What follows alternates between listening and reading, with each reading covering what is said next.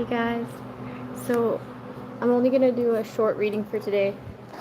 I'm really tired.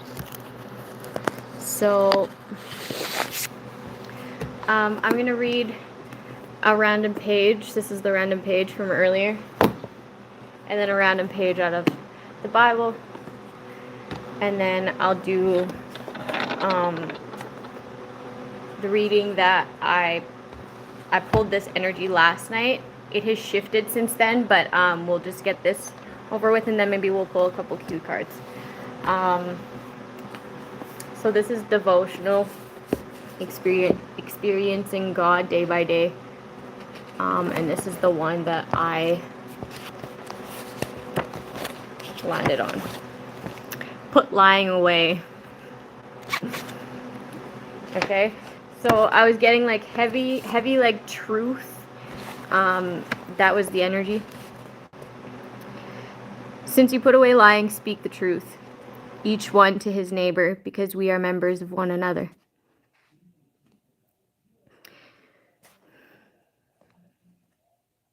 Your life ought to be permeated with truth. When you were born again, God put the spirit of truth in you.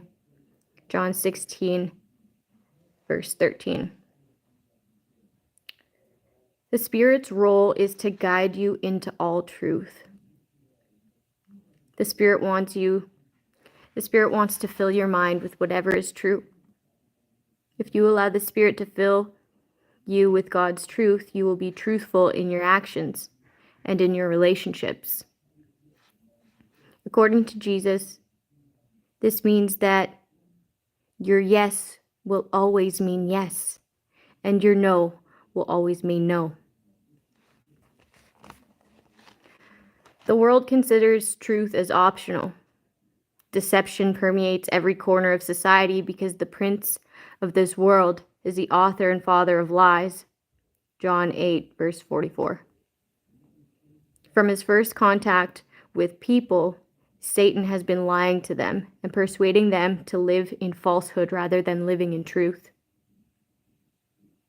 The world will tempt you to compromise the truth.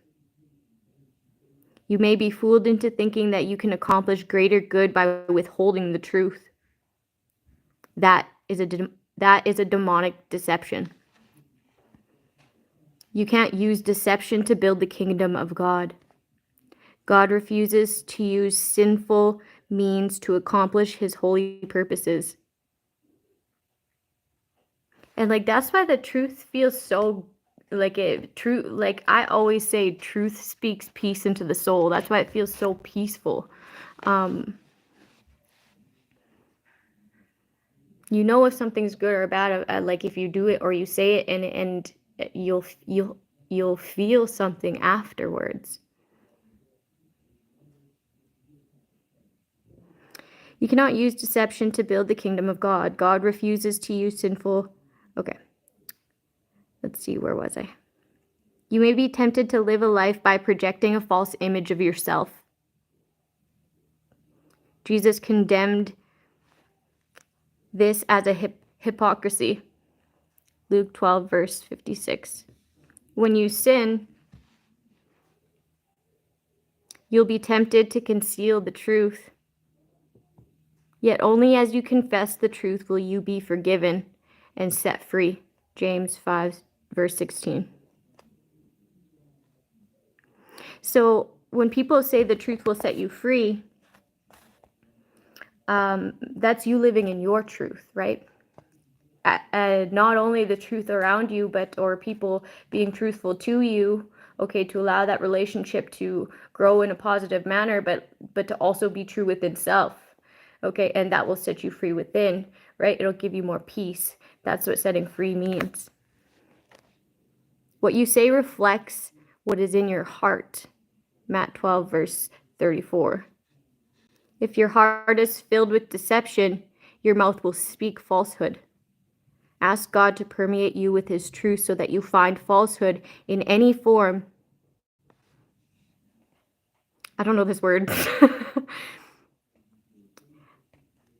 It's Abhorrent. Aberrant. Okay, so you'll deny, like you'll reject it, right? Or you'll be able to know the difference, what feels true, what doesn't, okay? And like the social cues that come with that, right? Like the demeanor of it, like I don't know how to explain that. The truth will set you free, okay? And when we're speaking of it in like a personal manner, like us being truthful will allow us to have peace, okay? So the random page I got out of the Bible today.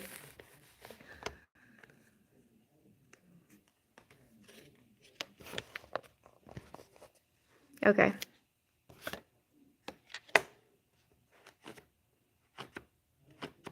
Some of the Bible's kind of evil, right? Like I was like reading some of it. Okay, I'm just reading random pages. I haven't read it front to back yet. I've yet to do that. But like they were like sacrificing animals and stuff, and I'm like, isn't that kind of like evil? You know, like what the fuck? But anyway, um a sword, okay? What does a sword represent? The truth. Drawn for the slaughter, polished to consume, and to flash like lightning. Despite false visions concerning you and lying divinations about you, it will be laid on the necks of the wicked who are to be slain, whose day has come, whose time of punishment has reached its climax. Let the sword return to its sheath in the place where you were created.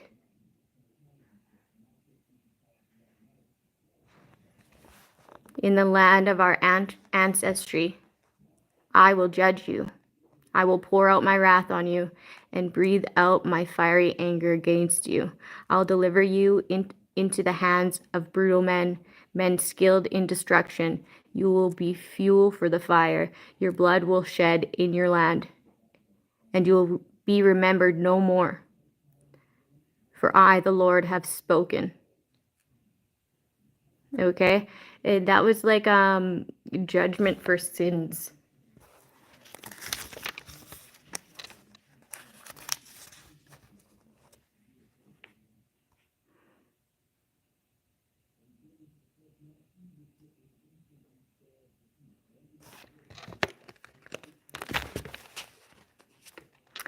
So for me, it's kind of like it was talking about like the people who attack others, okay, innocents. It was like it was saying how if you do that, then you'll be led down a path of people who are doing the same destructive behavior just like you, okay? Men skilled in destruction just as much as these people who decide to cause destruction in other people's lives, innocent people's lives, right? It's as if they would go down a path themselves, okay? But this is it's destined to happen, okay? This is like this is God's way of delivering you to the hands, the same type of people, right?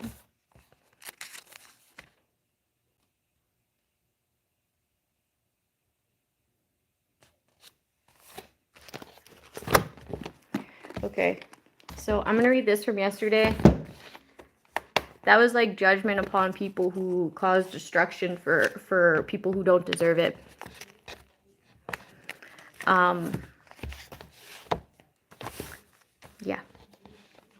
Okay, and this one was kind of lovey-dovey, kind of. Okay, and it's called The Only Exception, okay, because I kept hearing that song. You know that song by Paramore? I kept hearing that. Okay, there's family members that are in their emotions, okay? They're, and not in a good way. They're feeling like bipolar. That's how like up and down, like fluctuating emotions. It's just very intense. Because it is a time where they need to be accountable, whether they have to be forced or not, right? If they're going to hold themselves accountable or be accountable. If they don't, then they'll be forced to. Okay? They're feeling a bit bipolar with all the stress that comes with being discovered, okay? For slowing down another single family member's life. Okay? So 1. They were intentionally slowing their life down. This family member, the one that they were slowing down, is aware of them being content when they're blocked and not being excited when you have a win, okay? When you have a win that they didn't plan, okay? So these people would like plan certain wins in your life, right? Just so that I don't even know why, but if they didn't plan it and you won, they wouldn't be excited. You can see it is written all over their face, right? They can't hide that shit, okay? These people ordered and manipulated panic, stress, and no healing for you, okay? So they didn't want you to heal, so they'd make things very stressful and always try to put someone in a state of panic. What does this manifest for them? You guessed it, panic, stress, anxiety, and quite possibly no healing this relationship, right? Since they didn't want you to be able to heal. It's pretty crazy. Your grounded nature, okay, your stability, your energy, it demands respect. And people respecting your way of handling this organized chaos around you. This abuse, it's more than admirable. Like you are amazing. Nothing short of it. And with this respect comes the truth. Okay, so someone might want to come up and say some sort of truth on how you've been lied on or lied to, or both. How these people no longer associate with this snake that counted you out. Okay, so somebody's going to come to you and say that they don't hang out with a particular someone. Okay, recognize who they say that they're not hanging out with anymore. Okay, because that'll tell you a lot. That'll be a snake within your life. Okay, because there's a reason that they're telling you about this person and why they no longer associate with them. You could be receiving a visitor, okay? Somebody could be traveling to visit someone, okay? To bring an offer, an offering or an offer. One that you cannot resist, so they think, right? They see this as an opportunity. They see this opportunity as once in a lifetime to connect to somebody, to connect to a man or a woman like you. This is very bad news for the people who collaborated to have this person be fed false news about you. They stifled your passions for this person in the past. Will you allow that to happen again? Or potentially you're feeling too weak or fragile to approach this opportunity in love.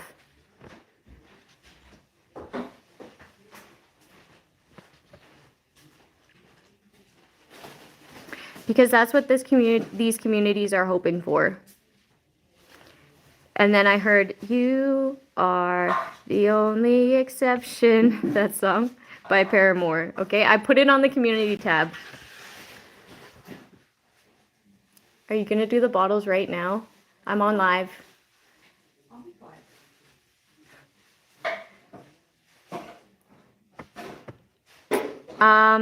You're the only exception allowed back from the past, other than maybe potentially immediate family if they ask for forgiveness.